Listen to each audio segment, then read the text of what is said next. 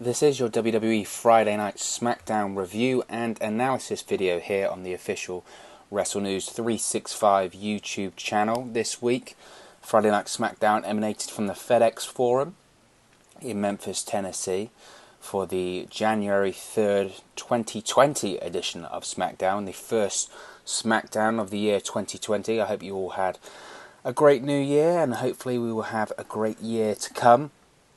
So overall thoughts on last night's show. I thought it was a good show. A lot happened, and that's a good thing. I mean, how often do we come out of these Smackdowns and Raws, essentially the main roster shows, where nothing happens? You know, you come out of it and you're just like, what a waste of time.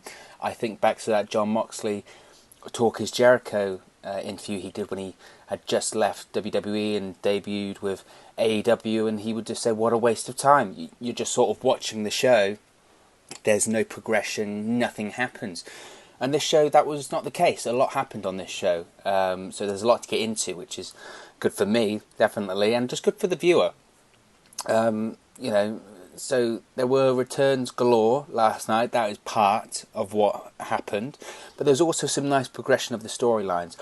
After the opening of the show, I was certainly concerned that we were just going to get, the typical Smackdown where nothing happens. But the show certainly did have some memorable spots. Of course, there are a few bad eye-rolling spots, but that's WWE in 2020, I'm afraid. But overall, on the whole, I think it was a good show, a thumbs up. So let's get into the main stories of Friday Night Smackdown this week. Right, there's a lot to get into here. So, main story coming out of last night's show would be The Miz would apparently be turning heel, and the return of his former tag team partner John Morrison. Now, to tell a bit of a linear story to this, because this was sort of spread out throughout the show, The Miz was a bit of a narrative thread here in this episode. So to start the show, we have a cold open, which is always nice. I do enjoy a cold open to a show. So it's the segment before they actually roll credits, do the pyro, and then get on with the action. So this week's cold open, we have Daniel Bryan backstage. He's taping his wrists, getting ready for his match later on in the evening. And The Miz walks up to him. They've been having a lot of interactions over the last few weeks with their feud with Bray Wyatt and The Fiend. The Miz talks about The Fiend taking everything that he's cared about. He talks about him violating the sanctity of his home, and he says that the Miz says he's going to get his revenge, essentially, on Bray Wyatt and The Fiend. And this bit did make me chuckle, because he then gave Daniel Bryan some advice, some needed advice for the Royal Rumble. He says to Daniel Bryan, beat The Fiend at the Royal Rumble for everyone. Oh, well done.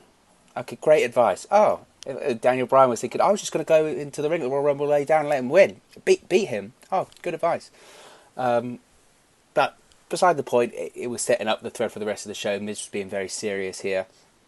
And like I said, I enjoy cold opens for the show. I think they set up the show nicely and they give you a bit of a taste of the direction of where the show's going to go. So no complaints there. Later on in the evening, we see serious Miz walking around backstage, and he bumps into Kofi Kingston and Big E of the New Day. The New Day have a platter of pancakes that are spread out in the shape of 2020. So, celebrating the new year with pancakes there.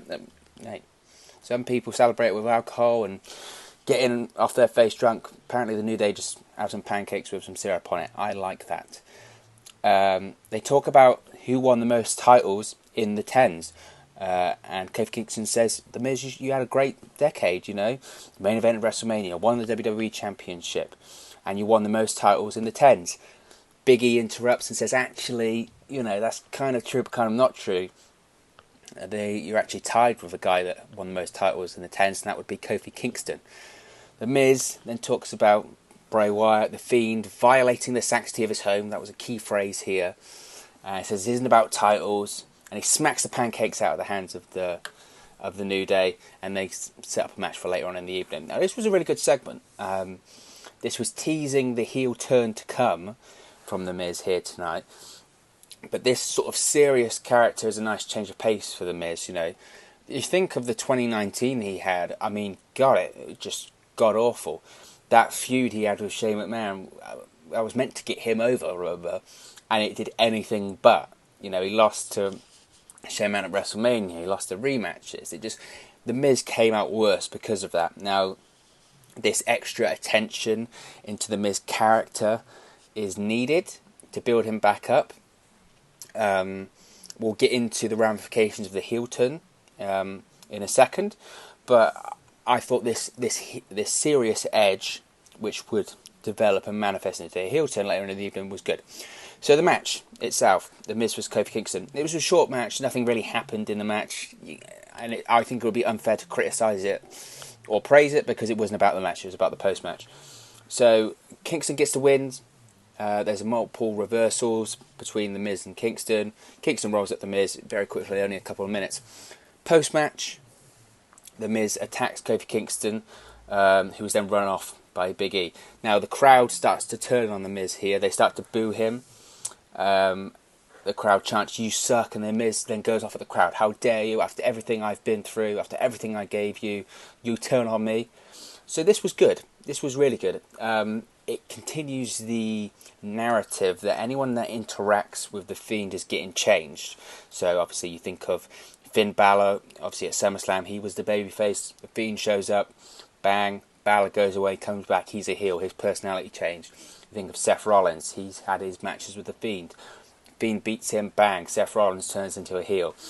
So this continuation of, don't mess with The Fiend, he will change you. He has this otherworldly effect on your psyche, on your character, that he will change you from a good person to a bad person, or even the other way around. You think of Daniel Bryan's case.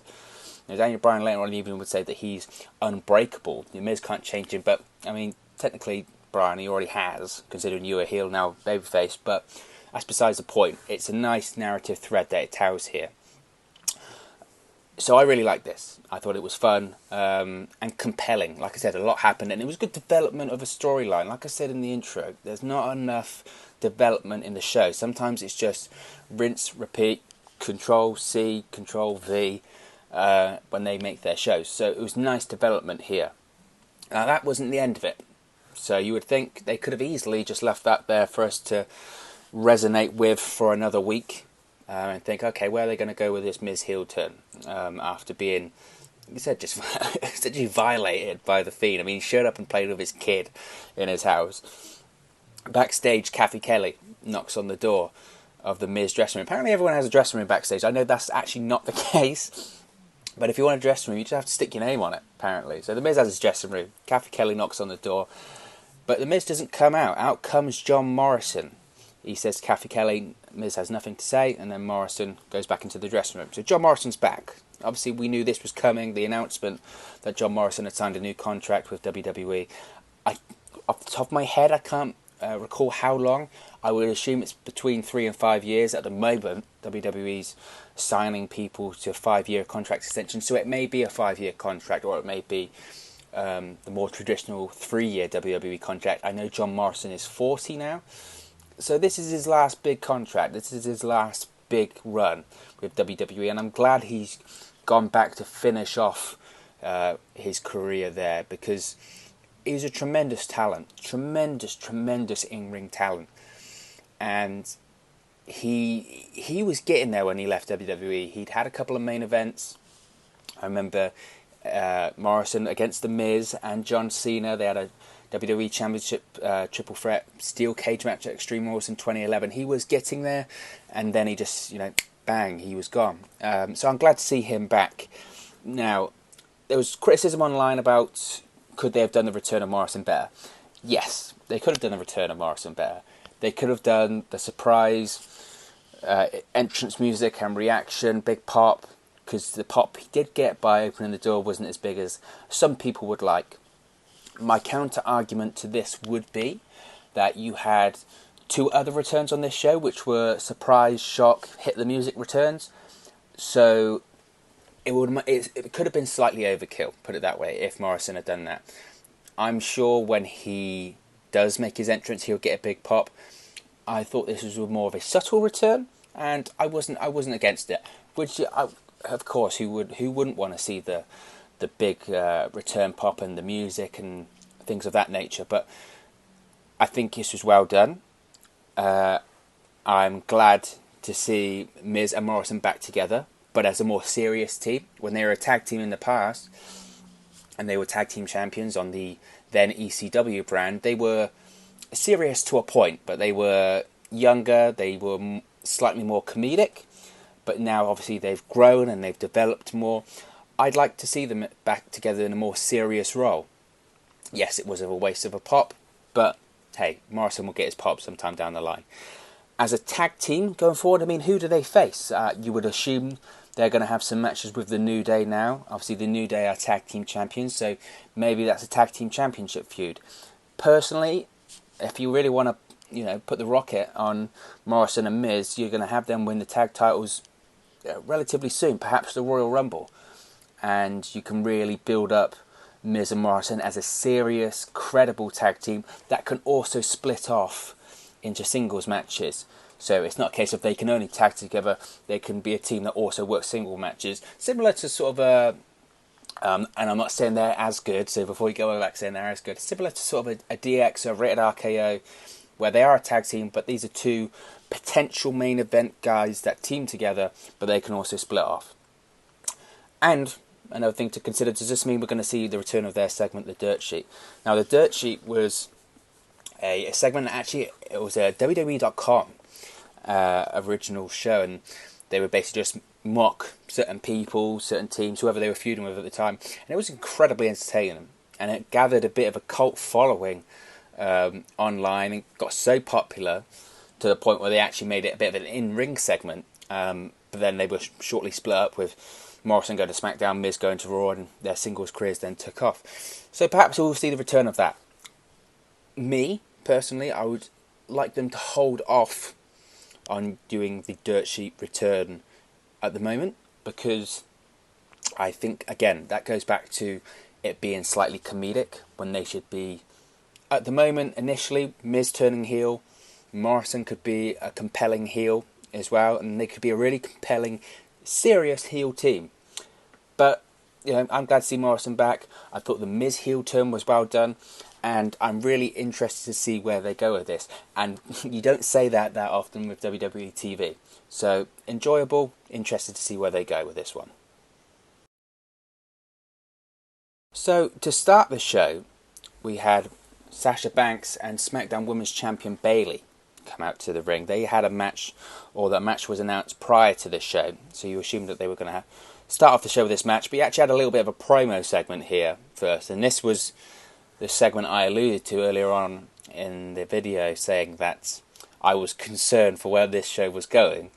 Bayley talks about change and New Year's resolutions, and the crowd can't make changes in their lives, blah blah blah.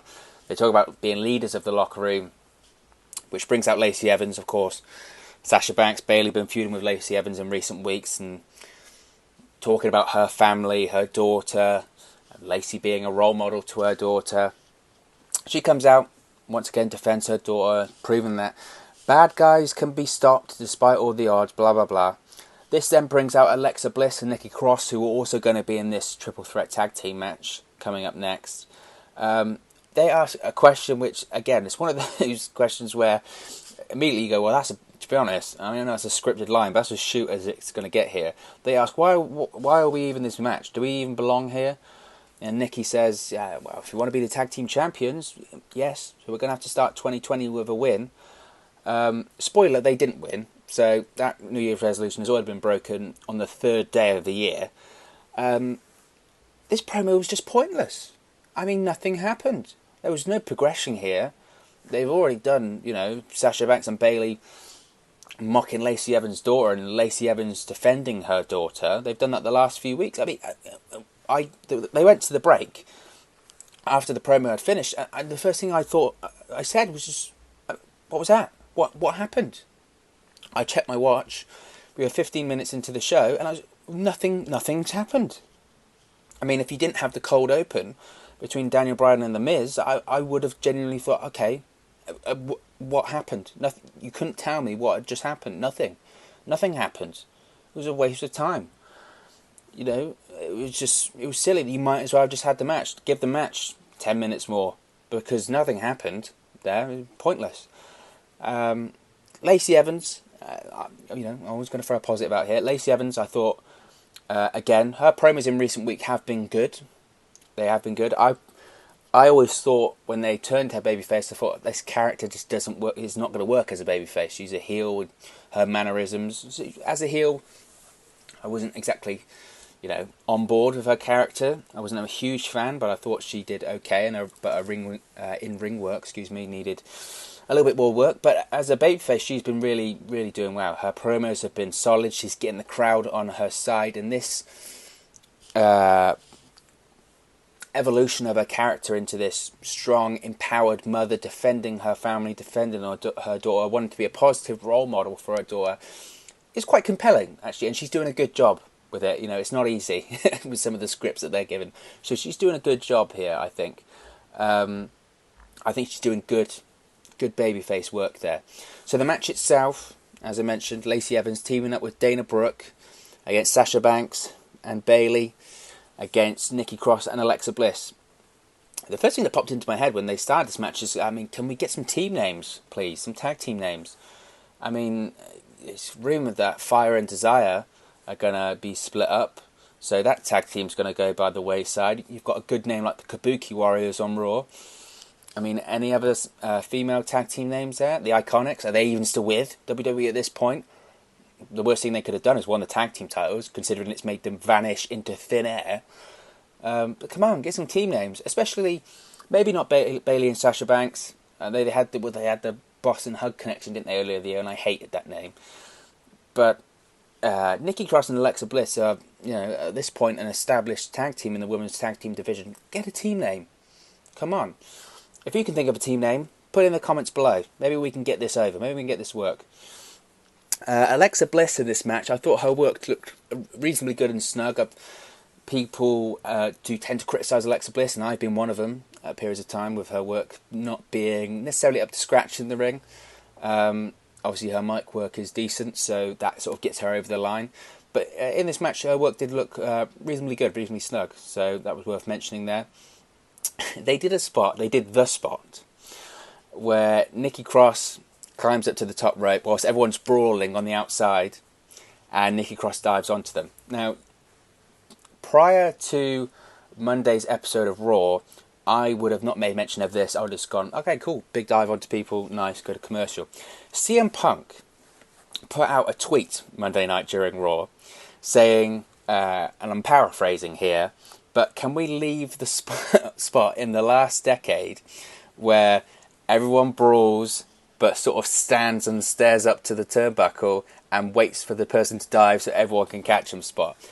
And he is so right. That is the most overdone spot. You see it almost on every show at this point. It's a great spot. Crowd always pops for it. But, come on. They can do better. Good tag team work here by Bayley and Banks. They distract the ref. Get some tag team moves. I was thinking during this, they've got to surely have another tag team title run in their future. I know obviously we've already got heel champions in the Kabuki Warriors, but I thought, just watching this, I thought they've got to have a tag. Surely they've got to have another tag team title run sometime in the future. Lacey Evans gets the hot tag. She goes for the moonsault, misses. Bayley hits the Bayley to belly, but that's broken up by Bliss and Cross. Lacey Evans then hits the women's right to Sasha Banks, followed by a senton bomb by Dana Brooke to Banks, who actually pins Sasha Banks here. Yes, Dana Brooke, this is not a drill, Dana Brooke she won a match, and 2, she pinned Sasha Banks. Now, the senton bomb looked like it sucked for Sasha Banks. She landed straight on her stomach, or her ribs, or something like it. It looked rough. But yeah, Dana Brooke won that one. Shocker. Should she be pinning Sasha Banks? Probably not. You would think that you should build up Lacey Evans here, have Lacey Evans get the pin. But this was a decent match. The crowd were into it at parts. For a WWE TV crowd anyway. The match covered up the awful introduction promo segment. But like I said, the irony being is that Alexa Bliss and Nikki Cross cut this pointless promo when they come out about, okay, we're going to have to win this one so we can be back in the women's tag team title hunt. They lose. Okay, that's your credibility gone. Why script the line if you're going to lose the match unless you're going somewhere with it? I don't envision them splitting up. Alexa Bliss and Nikki Cross anytime soon. It wouldn't make any sense. I mean, what else are they going to do on TV? But don't script the line. It was just silly. But a good match, fun match, and obviously progresses the inevitable Bayley versus Lacey Evans match at the Royal Rumble. Lacey Evans is facing Sasha Banks next week, so this storyline is going along nicely. Next we have a backstage segment where we see Otis from Heavy Machinery getting ready for his match later on in the evening. Up walks Mandy Rose. She walks up to him, says Happy New Year to Otis, asks if his mum made anything for the holiday, to which Otis says, ask Dolph Ziggler. And then she says, did you see it last week when Dolph Ziggler crushed Otis's mother's fruitcake on the floor with his brand new Air Jordans? I mean, it was ridiculous what he's doing to his sneakers there. She asks if Otis saw that. He goes, no, my mum did. To which there was this sort of awkward silence. Tucker then walks over and says, look, Otis, you've got a match. And they walk away, and Mandy Rose sours a look of concern. I said this on Twitter during. Why am I so invested in this? This is so compelling. Otis is so compelling in the ring, backstage.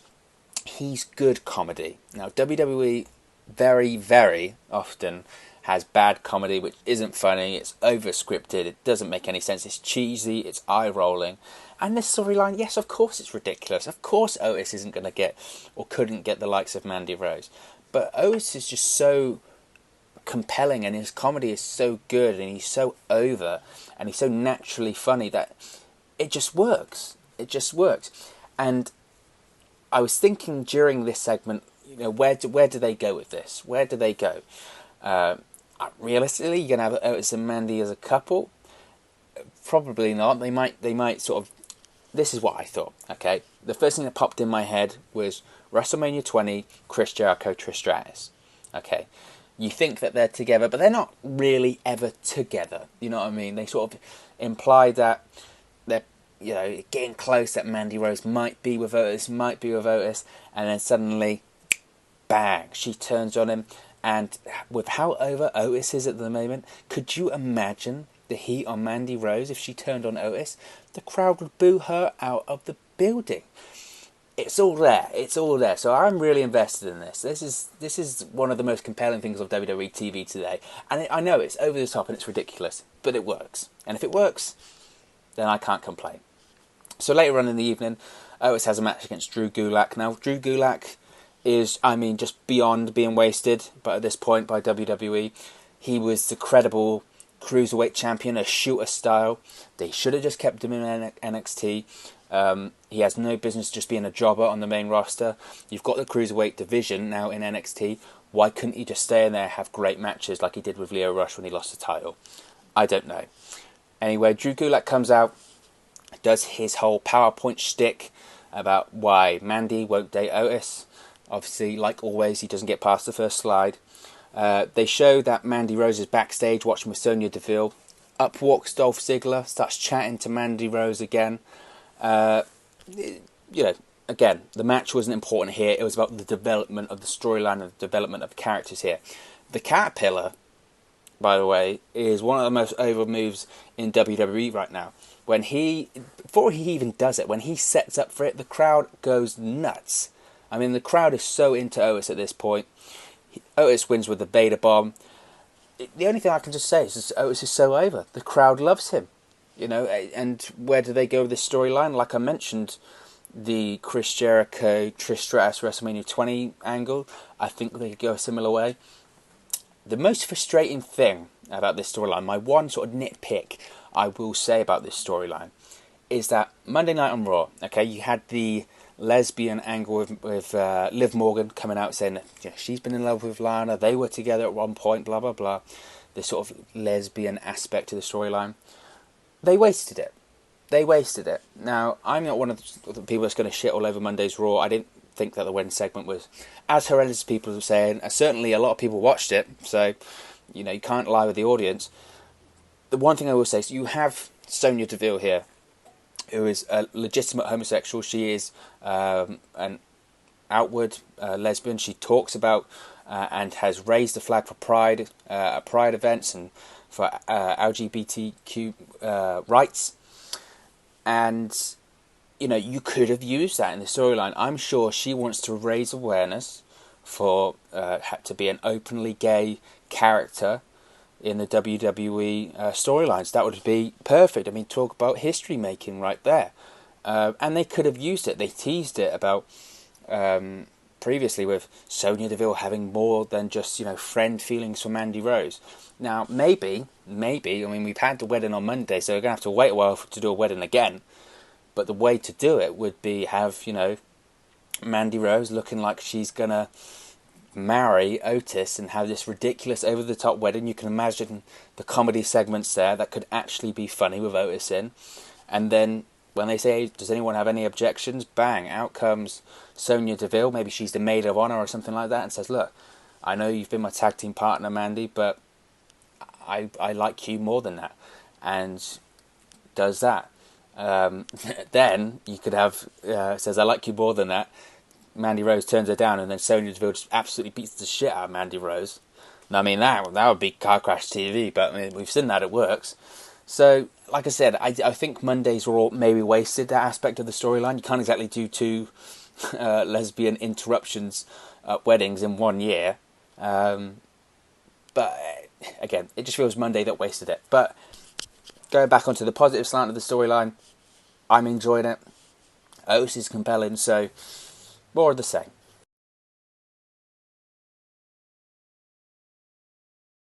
We have a backstage segment with the Revival. The Revival. They talk about being made fun of, being put in funny situations, and that they've had enough of it. They're top guys, they're first ever Triple Crown Tag Team Champions, all this sort of stuff. And in comes Chad Gable. I'm not calling him that name. I refuse to. It's Chad Gable, okay? He tells the Revival, he gives a bit of advice. Apparently the Miz isn't the only one giving advice tonight. He gives some advice to the Revival. He says, ignore the noise. Embrace who you are. That's what I did. I embrace who I am, and it's the best thing I've ever done. No, it isn't, Chad Gable, okay? It's not the best thing you've ever done. It's the worst thing you've ever done.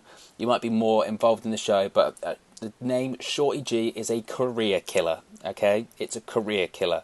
Think Red Rooster, okay? That name is going to be with you forever. Now, so, no, it's not the best thing you've ever done.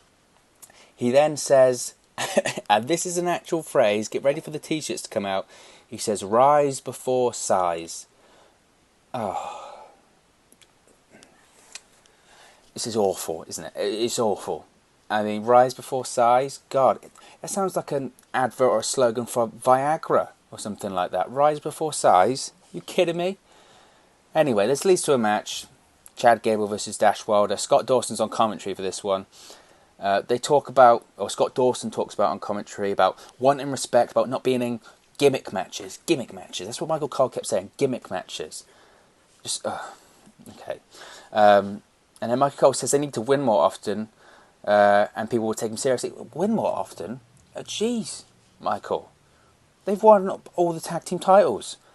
What they really need is to stop writing bullshit. To be honest, what they really need is to leave. I mean, they haven't signed their new contracts. What they really need to do is Revival needs to leave. It's obvious that I don't think they're going to stay at this point. Everyone knows it's like the Dean Ambrose situation. They might as well release a statement saying that we thank Dash Wilder and Scott Dawson for their years of service, but they're not deciding to not renew their contract, and then they'll show up at AEW and maybe do some serious wrestling. Okay, because that's what they're good at. They're good at wrestling. They don't need to have any gimmicks about them being comedic. They don't need to be funny. They just need to wrestle, because that's what their gimmick is. Okay? Anyway, the match doesn't really happen. It goes on maybe a couple of minutes. Gable locks in the ankle lock. Wilder taps out in about 2 seconds, honestly. Apparently he's got the weakest ankle in the world, because he tapped out quicker than I've ever seen. Post-match, the Revival attack Gable with a shatter machine. Nothing much happened here, just... it's a waste of the Revival, but this was a nothing match. It was more about the post-match segment and post-match return. So as the Revival are attacking Chad Gable in the ring, we suddenly see the music of Sheamus. Yes, Sheamus is back. We've seen some of his vignettes the last few weeks, talking about Smackdown going soft, and the return of what looks to be like the 2010, 2011, 2009 original look of Sheamus. So he returns, he comes out, chases after the Revival. You think, oh, hey, is Sheamus going to be a face again? To which I groaned, because Sheamus as a babyface, I know he got the big push as a babyface in sort of 2011 time, but I hated that babyface character of him. But no, he's not going to be a babyface, because he just about bro-kicked the head off of Chad Gable. I mean, Gable sold this like an absolute champ. He landed right on his neck. It was an absolute brutal bro kick. I mean, you talk about Chad Gable being small, okay, or they say that he's small. I think he grew about 5 inches. That's how hard Sheamus kicked his head, okay? He might have grown 5 inches from the neck up, okay?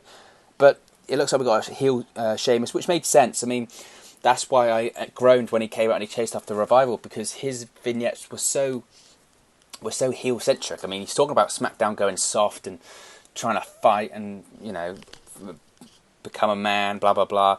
So that's a babyface promo. I mean, okay. So he's a heel. That makes sense. So going forward, who's he going to face, realistically? Obviously, it's going to look like he's going to feud with Chad Gable here, which I would like. I would prefer if he's actually feuding with the name Chad Gable, not the name Shorty fucking G. But that's beside the point. I could see him feuding with the likes of Mustafa Ali. I think at this point in his career, and with the injuries that he suffered, we know that Sheamus does suffer with spinal stenosis. So his days in the ring might be numbered here. So you've got to make the most of what you can with him. I would use him to help elevate younger stars. It doesn't mean he's going to have to lose all the time and put him over and blah, blah, blah. He can help elevate him by having great matches. So I think he's a welcome addition to the SmackDown roster. I wouldn't be surprised. Now, you've got quite a few top heels now on SmackDown. You've obviously got The Fiend, who is a heel. You've got King Corbin, who is a heel. And now you've got Sheamus, who's a heel. So there's a lot of top heels in there. And obviously The Miz now has just turned heel, when people would assume that John Morrison likewise is going to be heel. That's a heel-heavy roster. You look at the top baby faces on that show. Who have you got, really? Braun Strowman? Roman Reigns?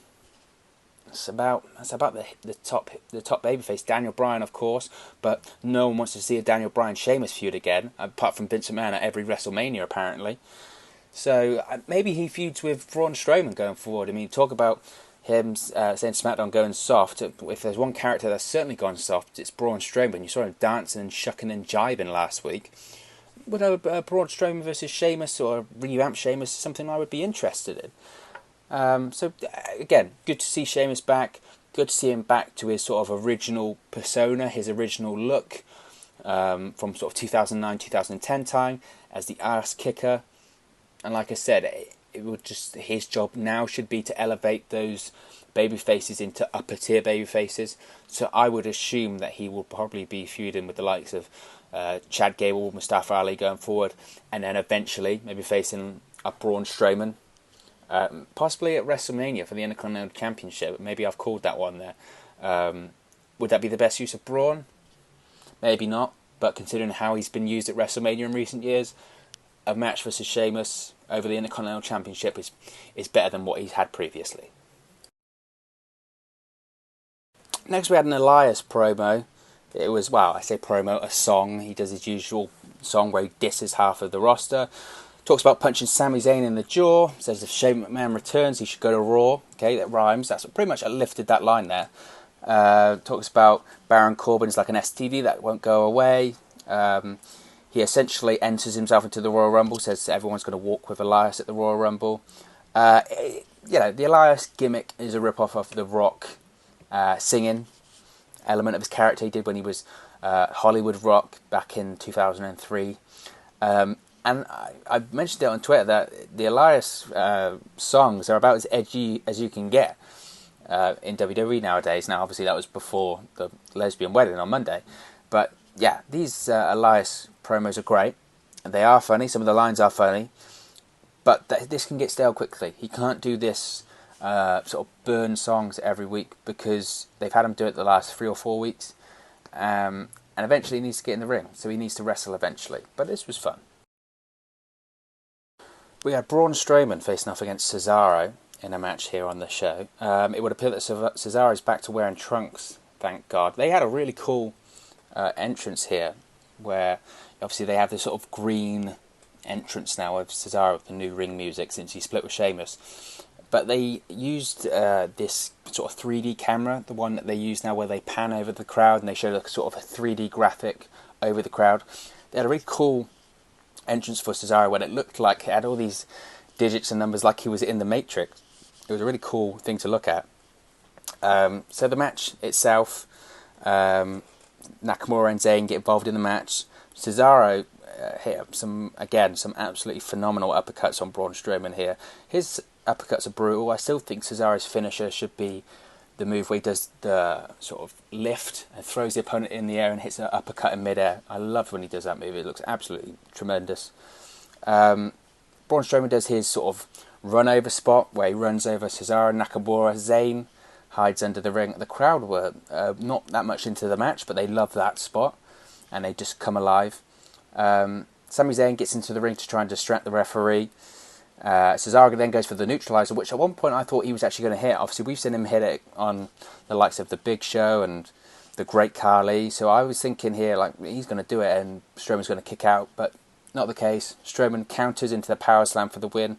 But post-match, Shinsuke Nakamura hits the Kinshasa on Braun Strowman, and the heels leave up the ramp. Now, obviously, this would look to be the continuation of the feud between Nakamura and Braun Strowman over the Intercontinental Championship. That match originally was scheduled for TLC, but then obviously Braun Strowman had his back injury that he couldn't compete. I mentioned previously that I think that Sheamus might end up feuding with Braun Strowman over the Intercontinental Championship. And the reason I say that is because, Braun has to win, surely. How many Universal Championship matches has he lost to Brock Lesnar? At least, 4? 5? So, Braun's slowly in the minds of most fans being considered the guy that can't get the job done on the big occasions.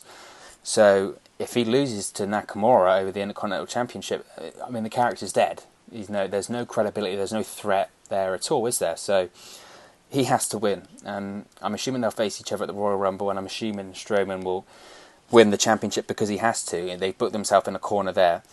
I actually quite like this faction, I guess you would have, of Cesaro, Zayn and Nakamura.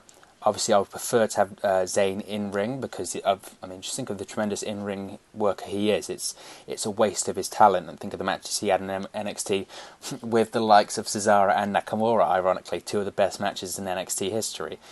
So perhaps that would be fun, wouldn't it, if that some way down the line it leads to another Shinsuke Nakamura Sami Zayn match. It leads to another Cesaro Sami Zayn match. Will it? This is WWE. They could forget about this idea tomorrow and just decide they're not going to go forward with it.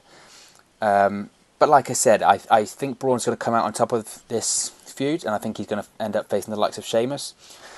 What happens when Nakamura loses the Intercontinental Championship? You would think that he would still be teaming with Cesaro for a period of time. Maybe they go after the tag team titles, but it looks like the New Day's occupied with The Miz and Morrison now. So I just hope they don't get left in limbo with all of this. Perhaps we can have a feud with Sami Zayn. But this match was a nothing match, but that's not a problem. It developed the storyline and developed the feud, which was the key theme of this show. So finally, we have the Roman Reigns, Daniel Bryan against Dolph Ziggler and King Corbin main event. Now, earlier on in the night, we had a Daniel Bryan and Roman Reigns promo backstage with Kathy Kelly. Daniel Bryan talked about The Miz obviously turning heel and being changed with his interactions with The Fiend. But he says that he won't change because he's unbreakable and says that he'll win the Universal Championship at the Royal Rumble. Roman Reigns then officially enters the Royal Rumble for this year. He says to Bryan, you're going to win the Universal title at the Rumble. Great, because Roman Reigns is going to win the Rumble and face Daniel Bryan at WrestleMania. Considering that Roman Reigns, of course, never lost the Universal Championship. Obviously, he had to relinquish it when he was diagnosed with leukemia again. So will Roman Reigns win the Royal Rumble? I say no at the moment, purely because I think the crowd at the moment is on Roman Reigns' side. Ever since he's returned earlier this year, they have been on his side. They're not as harsh on him anymore. But the worst thing I think WWE could do at this point is start to force him down our throats again.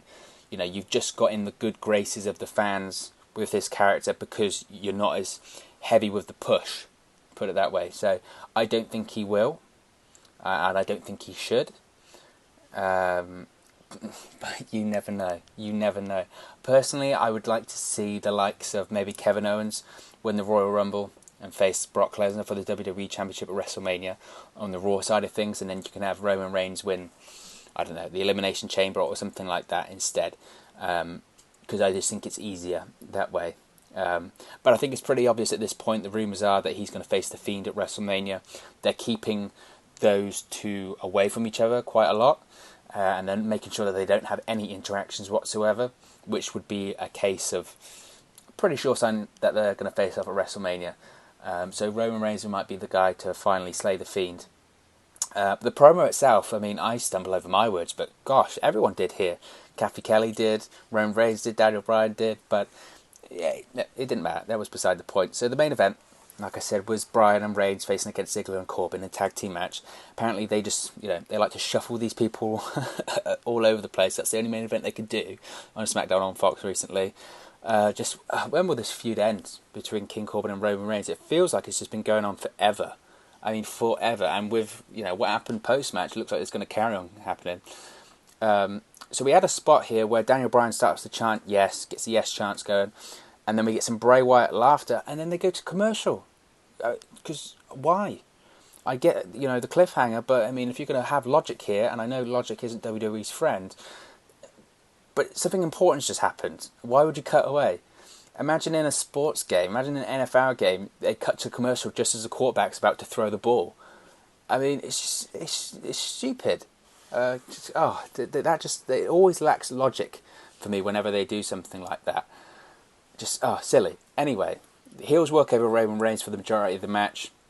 We get a hot tag to Daniel Bryan, hits a Frankensteiner, hits yes kicks. He locks in the bow lock to Dolph Ziggler, but it's broken up by King Corbin. Reigns and spears Corbin. We get a super kick to Roman Reigns and a running knee on Ziggler. You think that's the finish? And then the lights go out and the Fiend appears and the red light is back. Yes, the red light is not going away anytime soon. It would appear, even though at this point I think it's universally hated. It's an eyesore at this point. Anyway, the Fiend appears at ringside in front of the commentary table. Daniel Bryan does a suicide dive, tries to attack him, throws him into the ring post, but of course this is the Fiend. Nothing can hurt the Fiend. So he responds, attacks Daniel Bryan, locks in the mandible claw and throws him through the barricade. I talked about overdone spots. I mean, that barricade, they should really reinforce that because apparently it's getting broken every week at this point. The lights then go out and the Fiend disappears. Roman Reigns, of course, you can't interact with the Fiend because that's WrestleMania main event, so he's nowhere to be seen when the Fiend's attacking. But as soon as the lights come back on, he checks on Daniel Bryan at ringside. But Dolph Ziggler and King Corbin attack Roman Reigns 2-on-1. The match at this point is no contest, which, is fine. It's not really about the match, it's about the story here. So they're attacking Roman Reigns, they handcuff him to the ropes and they get out the dog food because apparently King Corbin has to ensure that dog food is under every single WWE ring at this point. They handcuff him to the ropes, they're going to pour dog food over him again, but then the Usos music hits. Yes, our third return of the evening, the Usos are back. And they attack Ziggler and King Corbin. So, and then that's the show. They end the show with Reigns and the Usos standing tall. Now, this obviously it makes sense. Obviously, the Usos have been out of action since just before SummerSlam, when they had the once again another DUI incident, and they've been away from TV ever since. Again, it makes sense for them coming to rescue their cousin. They previously had the bloodline faction between them three. This would make sense if Robert Roode hadn't been suspended, because then it would have literally been 3-on-3. At this point, it's 3-on-2. So who are they going to face? I don't know at this point. But I talked about earlier about who the Miz and Morrison could face as a heel tag team. Obviously, they could face the New Day for the Tag Team Championship, but now you've got a face tag team come back. So they could face them as well, and they could face the likes of Cesaro and Nakamura once Nakamura drops the Intercontinental Championship. And again, this whole thing would have made more sense if Roode was still around, because then you would have had a 3-on-3, you could have the 6-man tag match, which they might be building to. But it made sense, and it was a good finish to the show and a surprise I don't think anyone really saw coming. I think people would have saw the Morrison and Sheamus ones coming since they'd been announced, but people are thinking, when the Usos going to come back? Are they going to come back on Raw or SmackDown? They're back on SmackDown. So the SmackDown roster at this point is pretty stacked. I think they're missing a few top baby faces, which they need. It's quite heel heavy at this point.